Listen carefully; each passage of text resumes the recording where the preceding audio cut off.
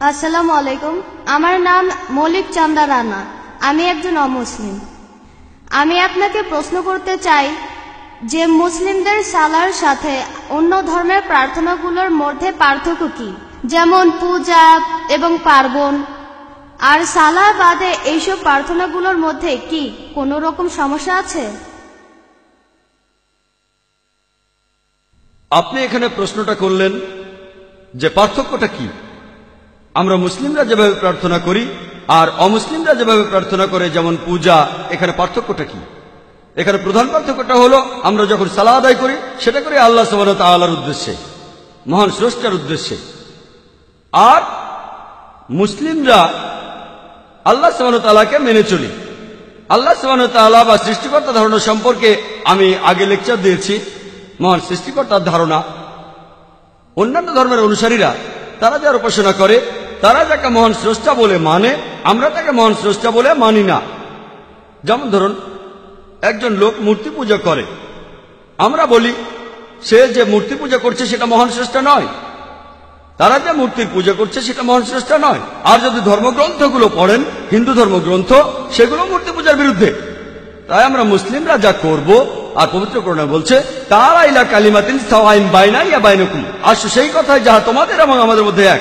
যদি কোনো হিন্দু লোক আমাকে জিজ্ঞেস করে আমি যদি মূর্তির পূজা করি তাহলে সেটা ঠিক না ভুল, আমি সে লোককে বলবো, যদি আপনি পড়েন যজুর্বেদ 32 নম্বর অধ্যায়ের 3 অনুচ্ছেদ বলছে না তাস্তি প্রতিমা আস্তি, মহান সৃষ্টিকর্তার কোনো প্রতিমূর্তি বানানো যাবে না। আপনারা যেটা করছেন সেটা ভুল। ভগবদ্গীতা এটার উল্লেখ আছে 7 নম্বর অধ্যায়ের 19 থেকে 23 নম্বর অনুচ্ছেদে, যে যেসব লোক জাগতিক চিন্তায় আচ্ছন্ন তারা নকল ঈশ্বরের পুজো করে, মিথ্যা ঈশ্বরের। যারা মিথ্যা ঈশ্বরের পুজো করে তারপরও আমি তাদের ইচ্ছা পূরণ করি। যেসব লোক নকল বা মিথ্যা ঈশ্বরের উপাসনা করে আমি তাদের ইচ্ছা পূরণ করি। যারা মিথ্যা ঈশ্বরের পুজো করে তারা মিথ্যা ঈশ্বরের রাজত্বে যাবে, যারা আমার উপাসনা করে তারা আমার কাছে আসবে। আমি একজন মুসলিম হিসেবে অমুসলিমদের এই কথাটা বলবো, আপনারা যেটা করছেন, আমি কোরআনের উদ্ধৃতি দিচ্ছি না, আপনাদের ধর্মগ্রন্থ অনুযায়ীও সেটা ভুল। আপনাদের ধর্মগ্রন্থ বলছে এভাবে প্রার্থনা করা ভুল।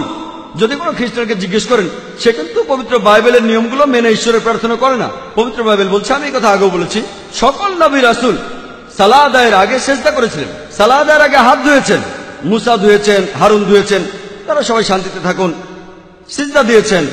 তবে এখন খ্রিস্টানরা প্রার্থনার সময় হাত পা ধোয় না, সিজদাও করে না।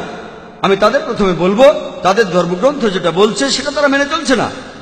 এরপরও আমি তাদের বলবো যে এটা হচ্ছে শেষ আসমানি কিতাব আল্লাহ সুবহানাহু ওয়া তাআলার, এখানেই প্রার্থনা করার শ্রেষ্ঠ নিয়মটা বলা হয়েছে। আর কিছু লোক এখানে পাল্টা যুক্তি দেখাবে যে কেন তারা বিভিন্ন রকমের মূর্তির পূজা করে। এ ব্যাপারে অন্য একটা লেকচারে আমি বলেছিলাম পৃথিবীর প্রধান ধর্মগ্রন্থগুলোতে ঈশ্বরের ধারণা। এই ক্যাসেটটা দেখলে বিস্তারিত জানতে পারবেন আপনারা। আশা করি উত্তরটা পেয়েছেন।